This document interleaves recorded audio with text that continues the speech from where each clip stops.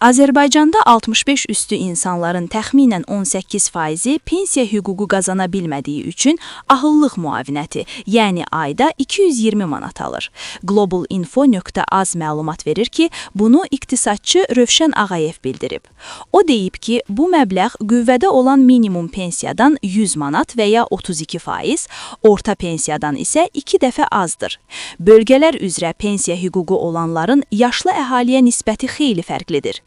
Məsələn, Qubada 65 üstü yaşda əhalinin 33%, Qəbələdə 28%, Hacıqabul və Şəmkirdə 27%, Yevlax və Cəlilabadda 26%, Ağdaşda 25% ahıllıq müavinəti alır.